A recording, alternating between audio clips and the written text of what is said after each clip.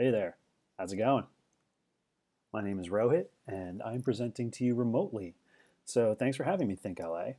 So what I'm going to be talking about today, as a lot of people have been talking about, is sort of my planning POV, kind of how I got where I am. And I have, I think, a pretty specific sort of entry, and I actually wanted to sort of break it down into a bit of a manifesto for you today. So what we're going to be talking about is my personal hate manifesto. Now, I know that sounds a bit negative, but just hear me out. It can lead to a lot of positive. So, looking back, at a very young age, I was a hater. This is me as a child, probably thinking about something I'm not liking. I was a cute kid overall, but when it came to advertising, I was pretty much a 6-year-old ad critic. Every commercial that was on, no matter what it was, even if it was a print ad that we would see, I would just comment how terrible it was and what I would do differently. And that kind of continued into my later years, and my boundaries of hate just expanded, and they grew. I've been behind a few things, such as the largest Bon Jovi hate group on Facebook. That kind of started because I'm a Jersey guy, and I think it's racist against New Jersey people to expect us to like Bon Jovi when really they're one of the worst bands I've ever heard. And even when it comes to things like food, I really dislike basil. I started a hate group about that. I also really dislike dill, but I haven't had the time to really create my own personal hate group for that. So yeah, there's a lot of hate going on there, but hate is actually something that is pretty useful. And actually, without realizing it, we use hate through our daily lives. One example is when you're buying something. You look at the ratings. There's a lot of us that filter down to the 1-star reviews first. That's where I go first. Any big purchase I'm making, I want to read what people hate most about that product. And that'll help me filter through all the bull crap, through all the fake reviews, and just really, really get a sense of what sucks. And also, people. We can understand how people feel more by asking them, giving them some negative stimulus versus just, lame, boring positive. So you guys might have seen this campaign about the poor. This guy walks around with a sandwich board saying, fuck the poor. And what happens? People start telling him off. They start telling him how they feel about the homeless. They start telling him just all these things, how what he's doing is terrible. And homeless people are going through some really, really tough times. And it's not right for him to be doing that. Everybody should be helping instead of criticizing. Yet the next day he wore a sandwich board that said, help the poor. And pretty much nobody talked to him. And we found that pretty interesting. And what that kind of rolls into is my own personal motto. Every great man needs a great motto. But I think it really revolves around negativity. And what I truly believe is that you cannot truly love until you can truly hate. Just that those boundaries, they're very related.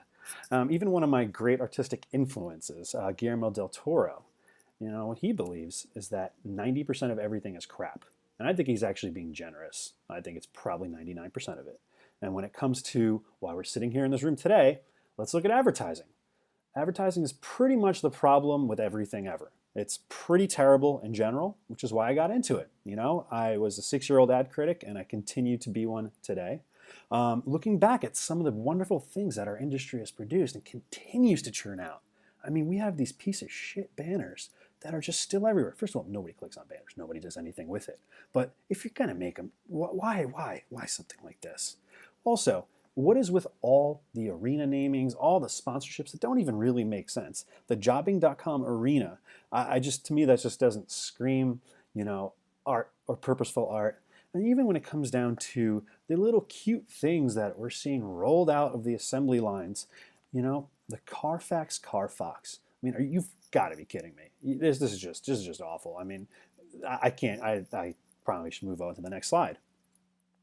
So, I think one of the reasons that there is so much crap being produced by our industry is that we're often chasing what people love. We're chasing what's been popular. We're chasing what everybody's talking about, and then trying to do it again.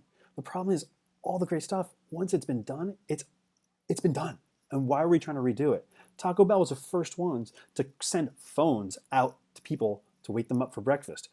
I don't think that other people should be trying to send phones to their potential customers, but we've heard rumblings and talkings about that. So as marketers and planners, hate is something that is a tool. We can really, really be informed by it. And there's places to go and find it, some really, really right places. Let's start with Twitter. If we're a sneaker company, and all we have to do in a search is type in sneakers and hate. And we can just get insights about what people hate about sneakers, whether it's how they hate about when they're talking with them, how they look with skinny jeans, who sneakerheads hate, when, matching rules. You're going to get a lot of wonderful insights. And then you can go to also the toilet bowl of the internet, which is YouTube comments. It took me a while to find something that didn't end up in racism about 3 minutes into it. So here is the Samsung Galaxy Gear hands-on, and here are these people's honest, raw reviews and things that the feedback that they're giving and things that a manufacturer could take into account or an advertiser could just really get a grasp of and then address through messaging. And my personal favorite, Reddit. There's a lot of great subreddits out there that are really focused on negativity, really focused on hate. One of them is expectations versus reality. And this is all about what you see is never what you actually get. So this one examines the ice cream from the ice cream trucks with all the characters and just how horrific and actually demented and terrifying ice cream with character faces really turns out. If I would just recommend checking this one out. And it's what we can take is once we understand what people hate, what they hate about our products, what they hate about our messaging, what they hate about everything that's happening in the world, that actually is a direct arrow pointing us to the things that need to be made awesome. It's literally a light up sign. So I even use it in my work on a very regular basis. One example was, as a very frequent Redditor, I was observing a lot of conversation where people were on the NBA subreddit, where people kind of were reusing the same images and the same sort of comments and the kind of like just the same old stuff to, in terms of upvotes and downvotes and just the same old tired ways of expressing their frustration of people's comments or their own teams. So what I tried to do is give them new ways to express their negativity or express their dissatisfaction in these communication forums. So through upvotes, downvotes, GIFs, all this kind of stuff, I integrated Foot Locker Approved, which was a campaign that we had going. And what we did, I took the different commercials, all the different athletes, and turned them into, upvote and downvote GIFs. GIFs that represent approval or disapproval. Some of these got a few 100,000 views, which is great. It took us about 20 minutes, right after work. So just all we did was find what people hate and give them new ways to express their hate and just keep their hate fresh. Now, hate can take you places. It's not all negative. I mean, through my career of just disliking things and finding things that are wrong and then trying to make them right, it brings me positive places in real life. Hatred can also bring you to lovely Hawaii.